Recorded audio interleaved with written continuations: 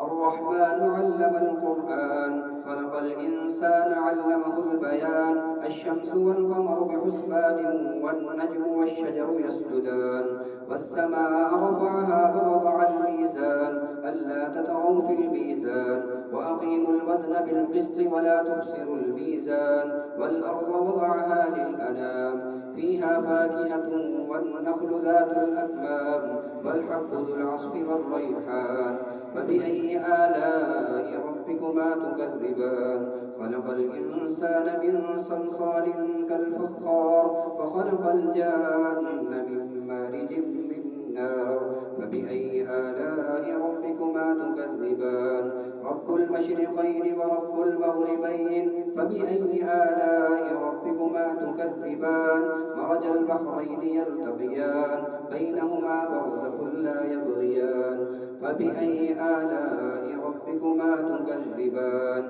يخرج منهما اللؤلؤ والمرجان فبأي آلاء ربكما تكذبان وله الجوار المنشآت في البحر كالأعلام فبأي آلاء ربكما تكذبان كل من عليها فان ويبقى وجه ربك ذو الجلال والإكرام فبأي آلاء ربكما تكذبان يسأله من في السماوات والأرض كل يوم هو في شأن فبأي آلاء ربكما تكذبان سنفرغ لكم أيها الثقلان فبأي آلاء ربكما تكذبان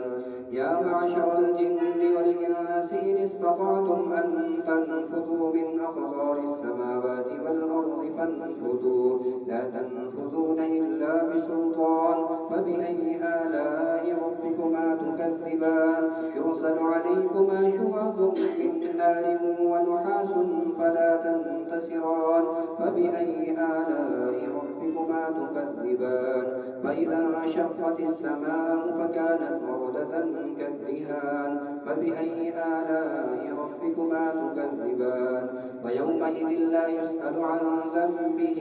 إنس ولا جان فبأي آلاء ربكما تكذبان يعرف المجرمون بسيماهم فيؤخذ بالنواصي والأقدام فبأي آلاء ربكما تكذبان هذه جهنم التي يكذب بها المجرمون يطوفون بينها وبين حميم آن فبأي آلاء ربكما تكذبان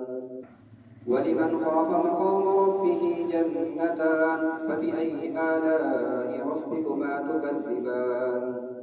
ذواتا أفنان فبأي آلاء ربكما تكذبان فيهما عينان تجريان فبأي آلاء ربكما تكذبان فيهما من كل فاكهة زوجان فبأي آلاء ربكما تكذبان متكئين على فرش بطائنها من استبرق وجنى الجنتين دان فبأي آلاء ربكما تكذبان متكئين على فرش بطائنها من استبرق وجنى الجنتين دان فبأي آلاء ربكما تكذبان فيهن قاصرات الطرف لم يطمثهن إنس قبلهم ولا جان فبأي آلاء ربكما تكذبان كأنهن الياقوت والمرجان فبأي آلاء ربكما تكذبان هل جزاء الإحسان إلا الإحسان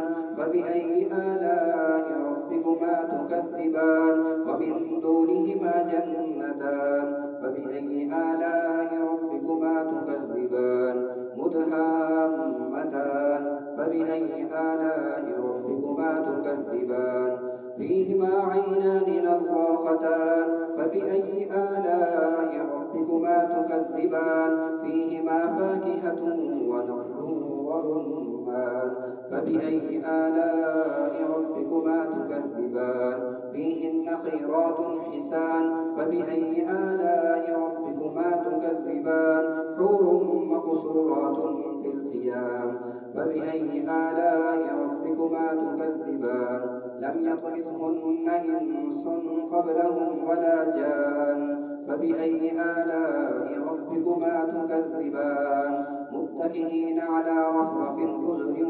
وعبقري حسان فبأي آلاء ربكما تكذبان تبارك اسم ربك ذي الجلال والإكرام